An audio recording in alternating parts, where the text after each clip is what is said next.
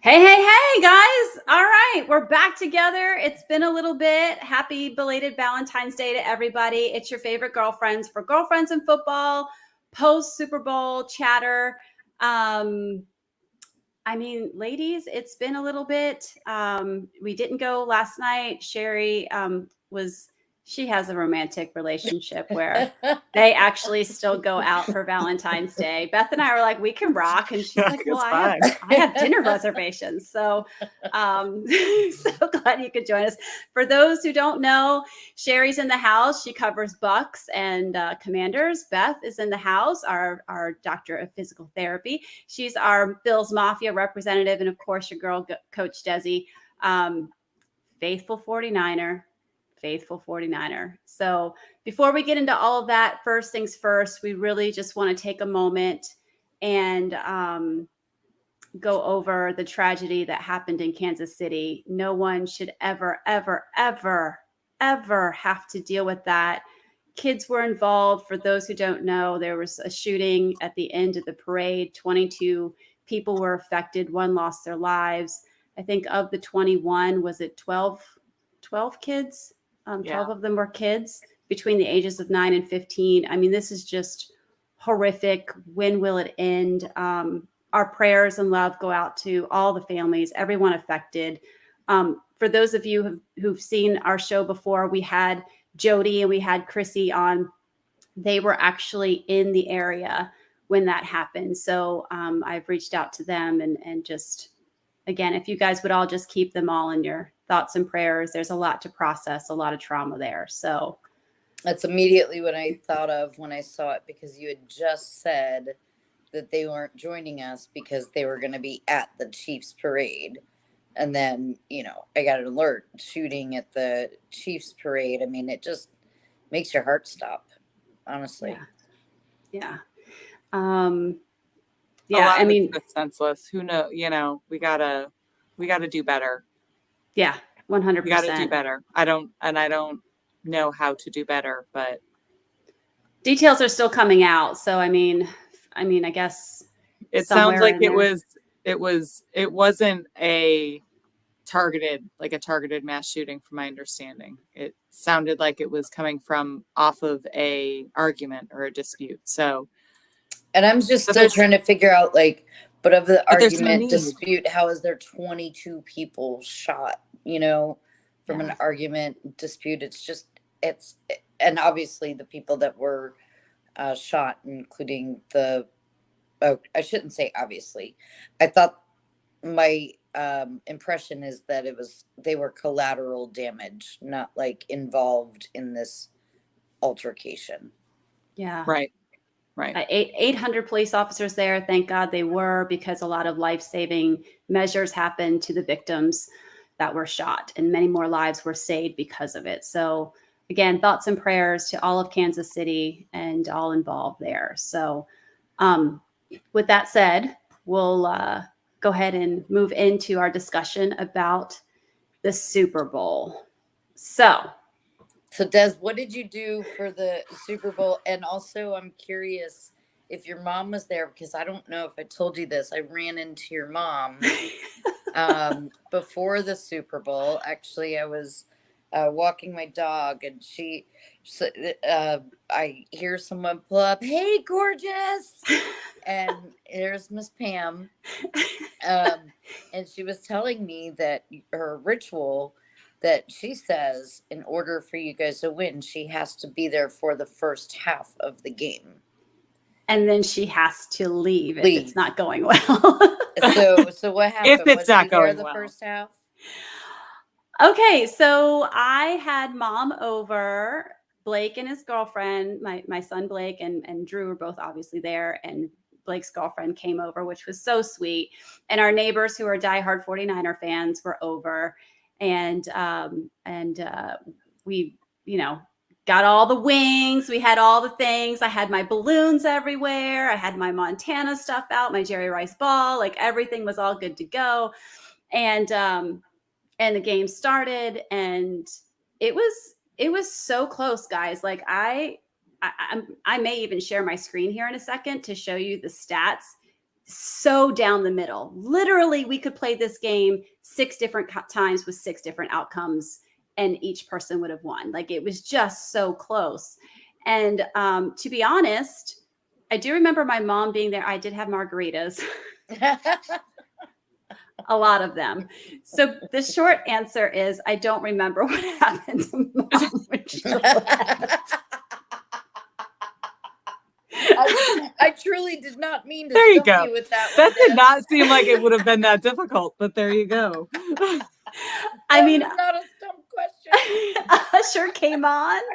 I started dancing. Oh, It yeah. It was fabulous. amazing. Oh, so good. Amazing.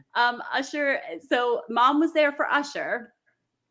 And then I think Mom stayed for the whole game, which maybe that's the problem. I need to revisit that. I really kind of went in a cocoon for a couple of days following that. It was such a heartbreaker. Like, Yeah. only 2 So Super hard. Bowls have ever gone into overtime. Yeah. The overtime rules changed because of which game, Beth? Mine, Buffalo, Kansas City. Buffalo, Kansas City game. I mean, I guess, tell me how you guys saw the game, because I'm so tunnel vision. I heard somebody say something the other day, and it just was like, wow, that was somebody's perspective who doesn't even, like, they're not so engrossed in it. I'm so engrossed in it that I can't hover above and see the bigger picture. What were your guys' thoughts on the game? I was bored the first half, frankly. I thought it was a boring first half. I was counting down till Usher. I think the defenses both played incredibly well, but it made for an incredibly boring first half. Agreed. As a non-fan of either team. Got it. As a neutral position, I guess is what I'm saying. Yes, to me, I was like just waiting for Usher. And then when Usher was done, I was like, can we bring Usher back? And all of it, all of the, man, I could spend a whole episode on that halftime show, but continue. Well, I wanted to break out my roller skates, man. I mean, I was loving like, okay, let's finish. I this. know, We'll go I know. back to Desi Usher. wants to go We'll back to the Usher. game, but you I don't asked, really. man. Honestly, I'm still torched. So okay. So I'll say this. Go ahead, Beth. I think what it comes down to is I believe overtime you guys got outcoached. I think is what it is. That's my at the end of the day, the Niners got outcoached. I don't think you played overtime the way you should have played overtime. So I'll tell you, this came down to a lot of key mistakes. Starting with, we knew we needed to come out of the gate, guns a-blazing, like, just, we could not come out with a slow start, right? Not like the last 2 games that we played in postseason. So we did. We came out, we were sharp, things were rolling, and then Christian McCaffrey fumbles the ball, right? Like, in the red zone, fumbles the ball. And that just took some wind out of the sails. Trent Williams had a couple of holding and false starts, and there were just things that were happening that Kansas City were making their mistakes as well. To me, I of course, I'm not going to be bored in the first half. I'm a huge lover of defenses, and that's what championship games come down to. So it was defense, and Spagnuolo's defense, I think, was just spectacular. And I think, again, if you look at the stats, they are just down the middle. Time of possession, yards, just even fumbles were the same, right? Both had 2 on both sides. Interceptions. Well, Brock Purdy was not, he didn't throw an interception. I just, pro there.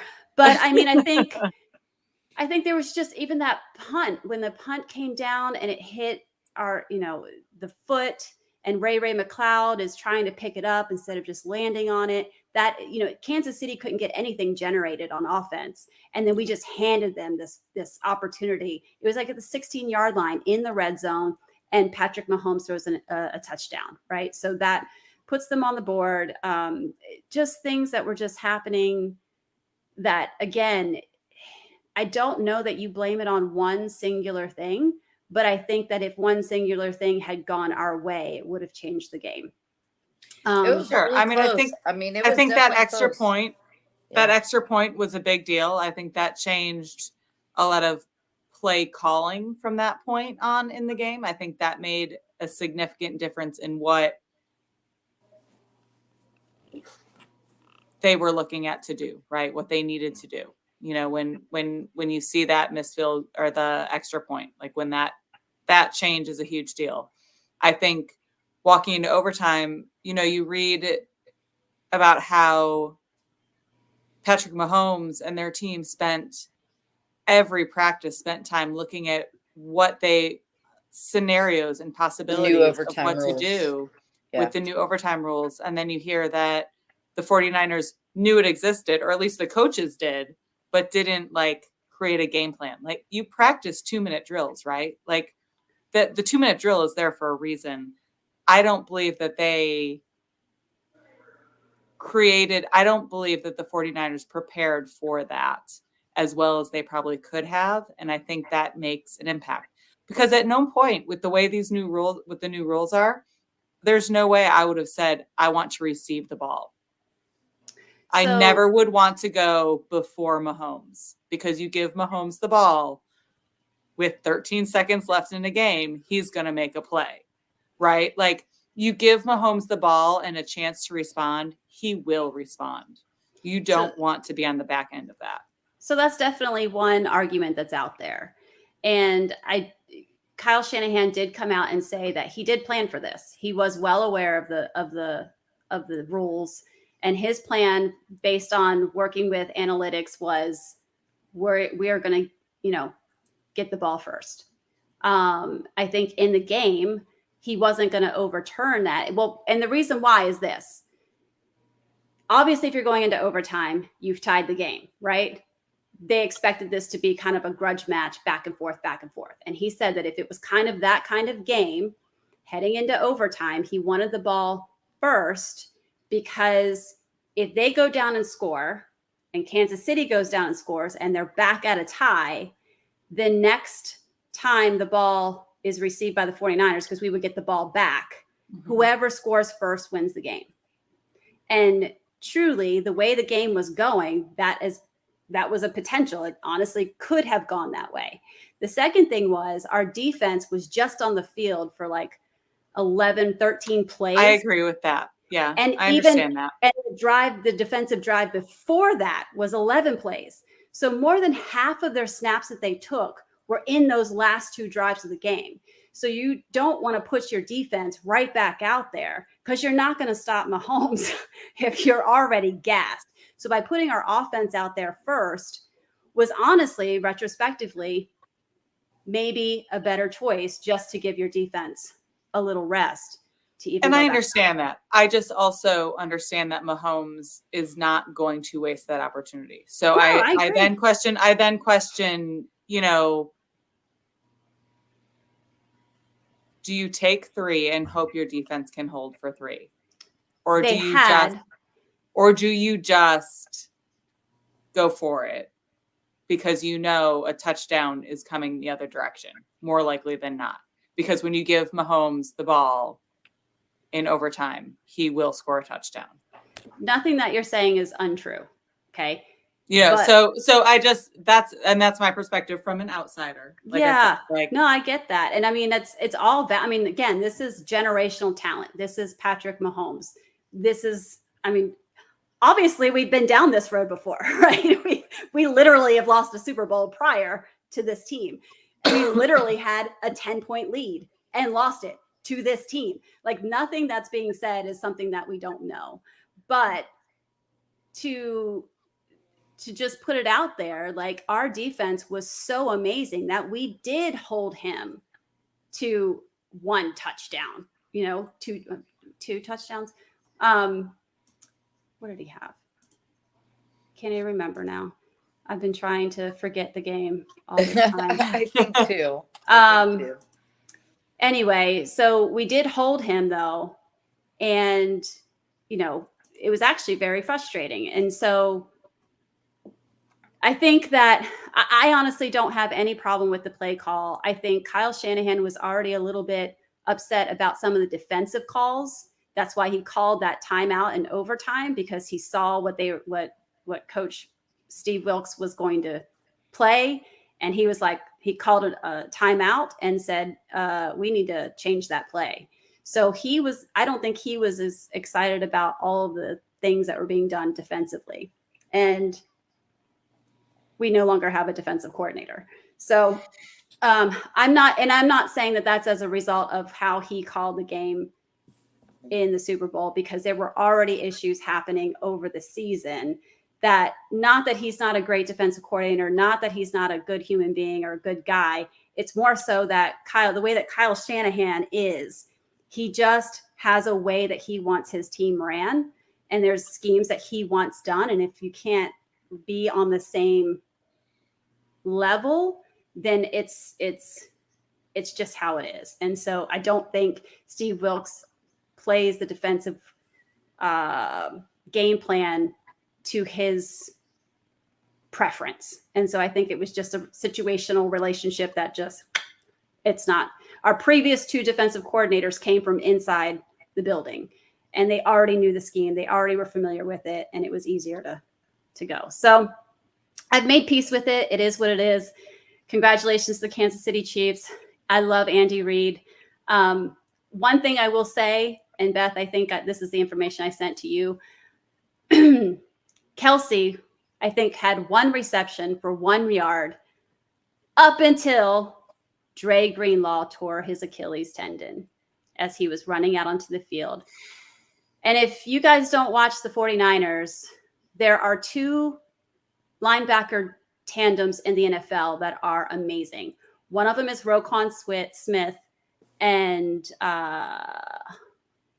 Roquan and not Humphreys. It's the Ravens tandem. And then, of course, it's Fred Warner and Dre Greenlaw. And when you talk about Fred Warner and Dre Greenlaw, Fred is more like the brains of the operation, so to speak. And Dre is the power. He is going to emotionally elevate that damn defense. And he's hungry. He's the one that got in trouble with Big Dom in Philly. He's the one that got ejected from the game. Right. That's he right. is our feisty, like, just power dude. And so when he went out of the game, guess who started heating up? That's when Kelsey started heating up, and things started kind of being able to be generated by Kansas City. So I can't talk enough about how much I think that injury impacted the game. Oh, I'm sure it did. So there were a couple other injuries too that also impacted the game. So we've gone all season doing well without injuries, and then bam, biggest game of the year, and we have these heart-wrenching injuries that resulted in I think Kansas City winning the game. I think it was a big part of it. So talking about Achilles tendon, he already had surgery an hour ago. The reports came out that he had a full thickness tear. It was repaired. Yeah, I know. So and Beth, I know that you were looking it up. He had tendonitis leading up to it. It was reported pretty much the whole postseason. He gets excited, jumps up and down. I have video of it. I'm sure everybody's seen it. And boom. I mean, literally, as he jumps up, he then plants and goes forward, and he collapses. Achilles tears. And so in talking about that, I didn't read anywhere whether it was like the Aaron Rodgers repair where we had that we did the super internal bracing. Yeah. So talk to me a little bit about options. Full thickness tear, expected to have a good recovery. What does rehab look like? What are the time frames? For those who don't know, again, she's a physical therapist. And so I love hearing about rehab on her side. So the original rehab isn't that far off, because I was researching, because we were talking how fast Aaron Rodgers was potentially coming back, right? Potentially. Sherry loves talking about Aaron Rodgers. Allegedly. And it really, like, it cuts off maybe 3 months worth of rehab, which really is a significant amount of time, especially when you're looking at returning to football, returning to sport, returning to play. But like I said, regardless of whether it's a full thickness tear with the speed bridge or a traditional repair, you're still, the actual stability inside the ligament is still requires the same amount of time. You're still looking at 6 months, 9 months of true healing to make it as strong as it was. The bridge, all it does is prevent additional strain on that ligament. So looking at the rehab protocols for both of those, what it comes down to is it's not so much the weight bearing timeline or even the return to some of the stability exercises, it's that stretch factor, right? So when we talk about going back to playing sport, when you are doing that hard, fast push off, like what he was doing, or doing plyometrics and some of those higher level skills where you're going to get hit, or you're going to get those lateral movements where you're putting a full stretch and strain on that ligament, that is the part that the speed bridge helps with, right? Everything else, weight bearing status and all of those things are pretty similar. They're not that far off, maybe a couple of weeks, but not that far off in their timeline of expectation and what the rehab purpose is, because you're still looking at general healing. You have your inflammation stage, you have your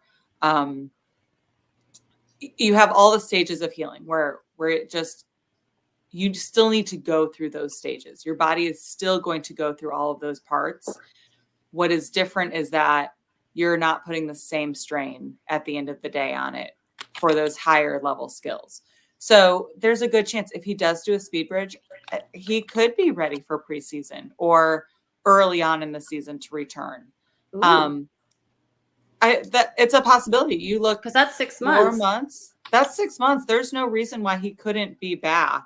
Now now for those that are listening in or watching us right now, when she's referring to the bridge, this is, if you've watched our episode about Aaron Rodgers, we kind of talked more in depth about that, but just to bring it back in case you didn't catch that episode, what it is there's a special it's a suture tape is what it is, and it helps to, when they repair the ligament, they use this within the repair to help strengthen the stability of the repair, to help prevent re-tears.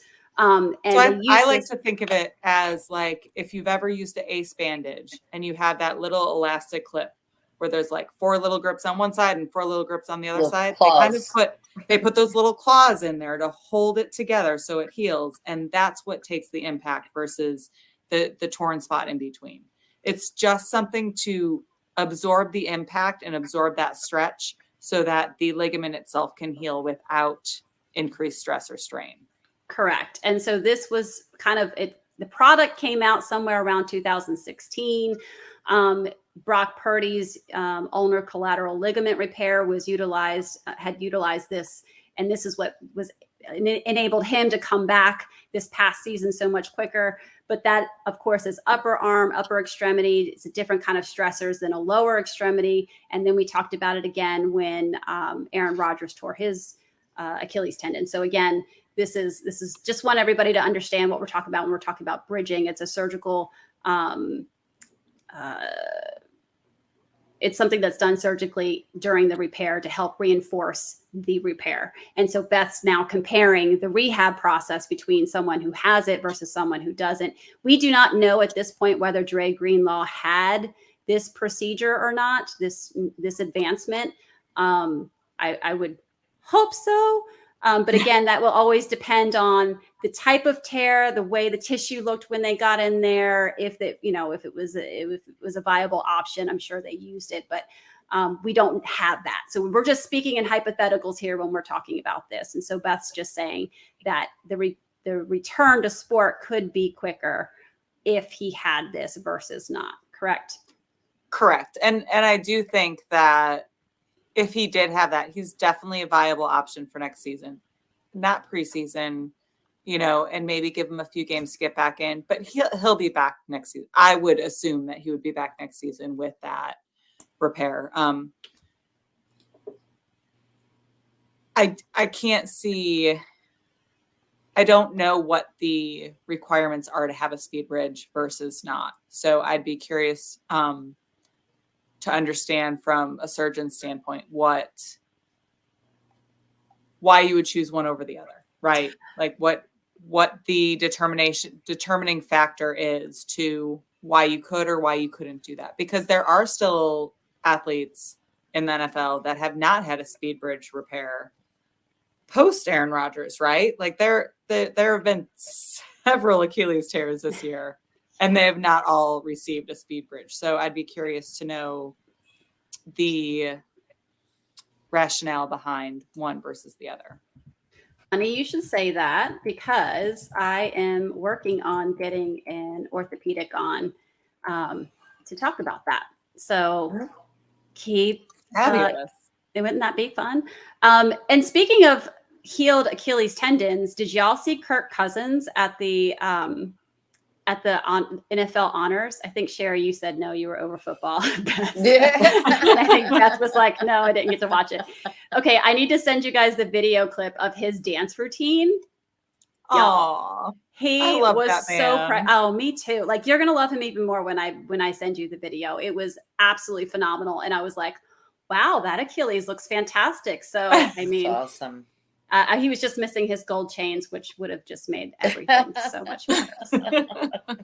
And speaking of performances, I love how I'm just rolling right into the next thing.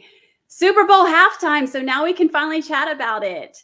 All the things. And there was so many, like, what do they call them? Like Easter eggs with like, he kept bringing in the ATL. Like, so Atlanta was representing Vegas, and Beth lives in Atlanta. I will just read through. So he did such a great job of pulling in Atlanta, Black culture, all of those things into this. And there was a Facebook post, and I don't have the person who wrote it, and I apologize. I'm probably quoting out of line, and I assume that I'm just prefacing, I did not write this. Whoever did, she did a great job. But she listed basically all the things that he did in there and how it related back. And if you're cool with it, I'm going to read through it. Go for it. Because people who don't understand Usher or don't understand Atlanta or don't understand Black culture, they were like, it's all right, you know? Yeah. And I was like, no, but you don't, like, there's so much. So the black and blue outfit was Black Panther, Chadwick Boseman, James Brown with the cloak. Her with the outfit was giving Left Eye vibes, like just all the way. Shirt off with the nipple was a shout out to Janet Jackson. Marvin Gaye sway. Nope. Extra drums for the drummer Aaron Spears. 7 o'clock was on the clock when he was singing 7 o'clock. Before OMG instrumental, the instrumental to Can You Feel It was played from the Jackson 5. The feathers at the beginning was a tribute to Josephine Baker in the Las Vegas shows. The Jackson State Band spelling Usher. The mosh pit with Little John, a rep to ATL parties. Michael Jackson One Glove tribute. The skating rink, shout out to Cascade Skating Rink in Atlanta. Her on the guitar, the rock and roll element, Kappas to promote the D9. The stripper poles for Magic City, which is a huge strip club in Atlanta. It is what it is. It's like, it's history. Cascade and Magic and Magic City are just, it's Atlanta. The Ludacris verse, the Air Jordans. Each song was portrayed at some point during the show so that everybody got their song. The acapella at the end, shouting out Atlanta to the crowd. Like, it was all of it. They did. It's just all of it. That was just part of it. He did such a great job of bringing Atlanta to Vegas. And that's the show that Atlanta should have had when we hosted Super Bowl. Right. Right. Seriously. He was amazing. He was amazing. We made all of our kids come up, watch the show, and we told them all to be silent. Yeah. Children from age 4 to 12 all had to sit and just observe while all their parents sang every song that was on there. I had a couple neighbors over watching with me, and one kept trying to talk, and I was like, stop. And I'm just like turning it up louder and louder and louder, like, get the hint, right? Like, you know, and then I'm like screaming at the top of my lungs, singing it. It's like, there's no talking. I was mesmerized. It was amazing. It was fantastic. And I was like, he was like, appreciating Alicia Keys' curves there for a moment. Yes. And I'm like, where's Swizz so at? Cute. Where's Swizz at? Like, uh-oh. No, there was definitely a side by side. He was like, and he just got married too. He just got married that day. Yeah, after the performance, I saw that in Vegas, nonetheless. Look at Congratulations to the Raymonds. To the Raymonds. To the ushers. To the Usher Raymonds. I know. The Usher Raymonds. Oh man, the commercials were good. Like I just feel like I know my team didn't win, but I felt like just everything, like it all just seemed like a really good time. Or was it the margaritas? Were the commercials really that good? They weren't as good. They weren't. There was margaritas. No. Damn it! It was the margaritas. Because, the Dunkin' Donuts commercial was really good. That was my favorite. That was a winner. That was best. I'll be honest. The Nerd Gummies commercial we really enjoyed early on in the game. Other than that, there wasn't anything that stood out to me. Nerds Gummies and Usher, or Nerds Gummies and Dunkin'. And Dunkin'. Did you guys Dunkin' commercial? There was one. I don't. It was OBJ and Eli Manning redoing dancing, Dirty Dancing. I did not see that. Was that an old one? I feel like I saw that one at a Super Bowl before. But I do not recall that one. I don't remember either of it.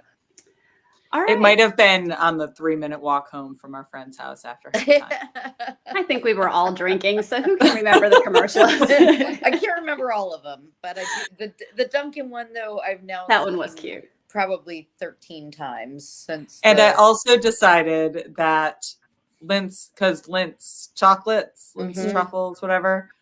Clearly, the only reason why they bought an ad is because of Taylor Swift, because they thought that women would be watching. Because I've never seen a chocolate ad in the Super Bowl in my entire life. So I'm assuming it's because of Taylor Swift. I don't know. I will tell you my least favorite was the $50 million spent on He Gets Us, Jesus Gets Us commercials. I'm looking for the commercials for fun. I found no fun in that whatsoever, and quite a bit of, to me, offense. I didn't want that during the Super Bowl. Didn't need it. It's very, I don't know. More Dunkin' Donuts commercials, please. You know what? I'll give their marketing. I do appreciate the message they're trying to send, right? Like I think it really is like, I think they do a good job at what they're trying to do. Yeah. The Super Bowl might not be where it is, but it's also the biggest platform to get that message out. So yeah, I've heard both ends of the story, but at the end of the day, like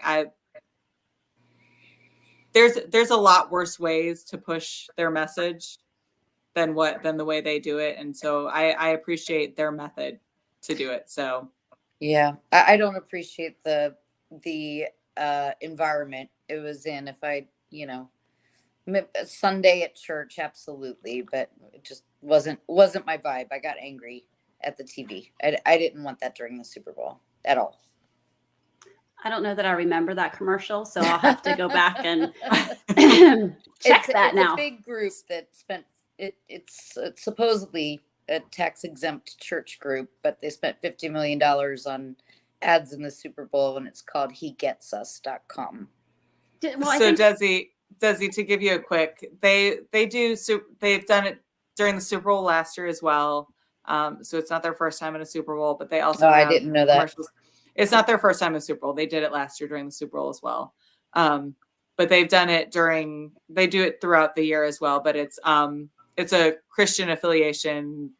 Basically it talks about, Jesus gets us. And so it's just kind of goes through different scenarios, and he gets us is what it is. So I actually think it's a pretty decent marketing scheme, and a decent outreach method. I understand, Sherry, why you don't maybe not appreciate it in that realm, but I think it's also when you're looking at trying to reach the most people possible, like that's a way to reach a lot of people. So So I see both sides of it. I don't have quite a visceral. I don't have quite a visceral reaction as it as you just Yeah, Carrie, I had a visceral reaction.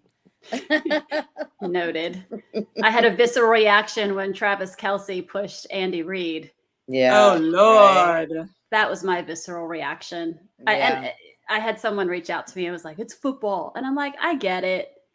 I mean, I don't foresee anybody doing that to my coach. Like Kyle Shanahan is not like no one in their right mind is going to think twice about doing that to Kyle Shanahan. There's something called the doghouse, right? Like Kyle Shanahan's doghouse. Like it's just not going to happen. And I just, the irony though is that he's dating Taylor Swift. Taylor Swift has now brought all these young girls to watch football, which is fabulous. And now these girls apparently on, was it the morning show was it Hoda and Jenna? They were talking about how their daughters were watching it. And they had said, "Why did he push that old man? That wasn't very nice." Yeah. So that's interesting. Isn't that interesting? So I don't have girls, and my boys could care less about football. So it really wasn't a lot to say, but like, now you have to address this very gingerly because you don't want to say, "Oh, it's football," to be dismissive of it because this is a delicate topic too, right? Like you don't want to send the message to your daughter that like, "Oh, this is okay behavior in certain situations," but also it is football. There are moments of that. So, well, I mean, I guess what I would say, I think number one, I was like so thrown off guard. Like I did not see that coming. And that was I did not like that. What they have both said is very different from what the perceptions of it are. They're the two involved, not me. It's not a point I had thought about before, but I get that. However, I also would say we are still watching a very violent physical game, right? So, I mean, I think as me watching and understanding that's different than the players on the field. Do I think somebody would necessarily like pick up on that one part without being goaded into that versus the entirety of the game of hits and smacks and pulls and face masks and I don't know. I don't know. In a different environment, I kind of see it, but I don't know. I don't see that as being like. I think, like I said, as an adult, seeing that behavior, being like that did not look good. Whatever they say it was, whatever, it did not look good. But I don't know. I'm just thinking of context, and you're literally watching grown men beat up all day long. So would you then say, I don't know. Sorry, I'm rambling. No, I mean, you make a good point. And also all three of us are big football fans. We've watched football for decades of our lives, right? But you've got new people that don't always watch football now watching this, and it's a different mindset than those of us who continually watch it. But even that said, in the 40 some decades that I've been watching football, I don't know how many times I've seen a player interact with their coach that way. So despite, padded up and you've got helmets and those people are going against each other, coach isn't protected. He's got a headset on, right? He's an older guy. So, I mean, there's still like, with all that experience of watching football, there still was kind of like, whoa, that was kind of, just looking at sideways situation. At the end of the day, you're right, Sherry. It's two people that they know what happened. They know their relationship, but it still doesn't look great outside looking in. Yeah. I mean, I think if Andy Reid had said, well, he went too hard at me, something like that. But what he said was actually very different from that. He was like, he didn't come up hard on me. Yeah. He's like, I stumbled, he did not come up hard on me. So whatever the case is, the two of them have their story, and I don't know. I think I think y'all can have your story, But I think there's also like, there's a difference. I understand that picture looked bad, but when you watch it, the whole scene, it's not a pretty engagement. It's not a pretty good encounter. look at. No, it's not at all. And I have a 9-year-old daughter who loves Taylor Swift, and I have an 11-year-old boy who has been disenchanted by Mahomes this season with his behavior. Good point. So and so my son went to bed at halftime. He had a stomach bug, so he didn't actually stay up for the whole game. So I don't even know if he watched that, and we didn't really talk about it since then. But I think what we need to look back at is that we have all these young athletes, right? As an adult, we can all say like, that was not cool. Like it looked ugly. Like a grown man shouldn't be doing that to another grown man and all of that. But we got to bring it back a notch where like my daughter, she could have cared less. Like, oh, dude, that guy hit him. Like, what were they fighting about? You know, she truly did not care. Like that was not, it didn't faze her the same way as I think if my son watched it, his reaction would be. Because at the end of the day, I'm trying to raise children who are respectful of adults, respectful of their coaches, respectful of elders, respectful of authority, right? Yeah. So the second you start showing players in the faces of refs, in the faces of their coaches, and they're like, that's the exact opposite of what I'm teaching my son, right? Yeah. And those are the exact things that he's seeing. So watching Mahomes melt a couple times this season, my son has straight up said he's really whiny this season and not getting what he wants. And it's really clear. And I really don't respect that. Yeah. So when you have an 11-year-old pointing out that someone's behavior on and off the field isn't status quo and not what should be expected, that says something, right? Like, sure. But we want our kids to know. Novak Djokovic. Let's talk about the most revered, to some, not me personally, because I don't like his antics on courts, his smashing of rackets, his getting in referees' faces, his yelling back of fans. I think he is a horrible sportsman, but he's an idol to young kids everywhere. And I think you've got to take it with some context here. You know what I'm saying? Like, he didn't put an old man down at Disney World. But any person that I talk, but any child that I would ever talk to who would revere him, I would say, would you ever do that? And I feel like that's a conversation to be had. That is not acceptable anywhere. That behavior, I don't care that it happens here and there once in a while. Yes, you explode, things happen, blah, blah, blah. I am the first to say I have a very short fuse. I am the first one to go off, but I'm also the very first one to apologize. I'll go off on my kids. I'll go off on my husband. I am the first one to walk back in that room and be like, my bad. That was wrong, whatnot. But you can't expect to teach your kids to do better and then let them idolize somebody who doesn't do better. But if you said you went off, then you apologize again. We're not part of the two people who were on that field and what their conversation was after. And if it was, do you hold yourself to a higher standard because you're on national TV and because you are by default a role model to children? You know what? I've always wondered actually about this, like on reality TV, if I would be able to tone me down enough to come off better. And I don't think I could. Fair. 100% fair. Absolutely. That's a true statement, Des, right? Absolutely. Yes. Would I have the ability to? Nope. I'm to the point that I don't think I would put myself in the position to be on a reality. Exactly. I think at the end of the day, what it all comes down to is why the big fire is there, right? Like that was a big breach of personal space, of professionalism across the board. I don't care your profession, your job, whatever. If any one of us walked up on our boss and yelled in their face, for any, like, there's going to have to be repercussions, right? Absolutely. So I get it. Andy Reid is used to dealing with that pressure. He knows his players. He knows that sometimes they're going to go off, just like we know our children, just like we know our spouses. There's going to be things that are going to set them off, and ourselves, and things that are going to set them off.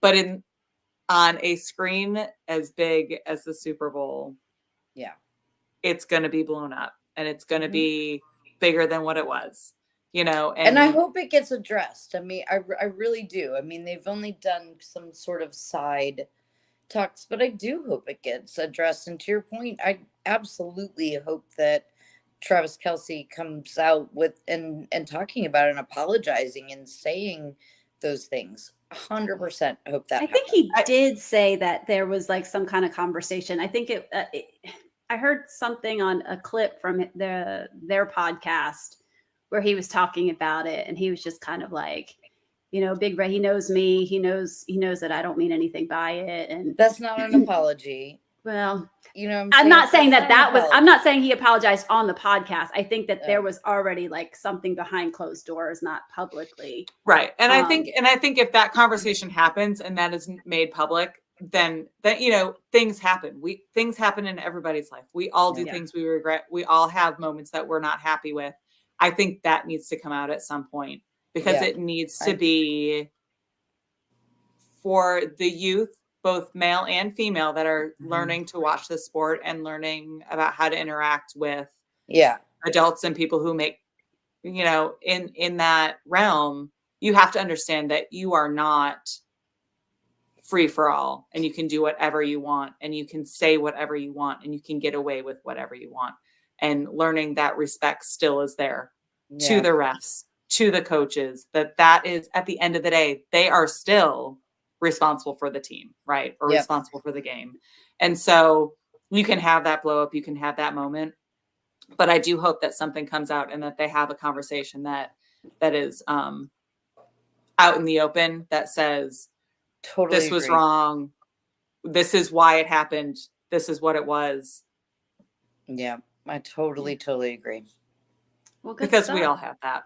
So we do. Yeah. Good stuff, ladies. Sherry, before we wrap this baby up, because I'm pretty sure this might be the last pod for this season, your Commanders, Mama, are getting some of our 49er folk. So sweet. It'll be interesting to see what they do next year. And I know, I'm not kidding, since it is turned off in my brain. Frankly, since the Bucks were out, I've been paying a lot. I'll pay more attention later, but I'm kind of on a, it's hiatus. Like it goes, Super Bowl ends and it's shut off. And then hockey. No, then you go to hockey. Of course. I go to college basketball. It's all good. But I just wanted to put that out there because it'll be interesting to see what you guys do. Yeah. Beth, your team, the Bills, they've got a lot to figure out financially. Yeah, financially, there's a lot of decisions that have to be made. Yeah.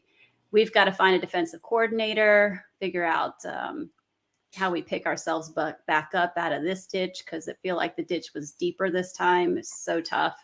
But overtime, right? Second overtime Super Bowl in history. So I think it was a great game. It was a good game. And more importantly, this season with Girlfriends of Football has been amazing. Guys, we finished our first full season. Absolutely. We did. Yay. It was a good time. Thank you. Yes. And thank you for setting it up. Yes. And I will tell you, next season, Beth has already sent us a message about maybe having themed beverages for each episode or something. So I'm going to leave that in Beth's capable hands to organize for next I'm so excited. Maybe like the game of the week. We'll pick a game of the week. I'll make a beverage per week based off of that. I love it. We need a little bit more pre-planning. All right. We got a whole off season. This will be our off season. We can make this happen. All right. To all our viewers, thank you so much for listening and laughing and joining with us. And be sure to subscribe, like, all the things, and be sure to join us next season for Girlfriends in Football. So have a great off season and happy football. Bye.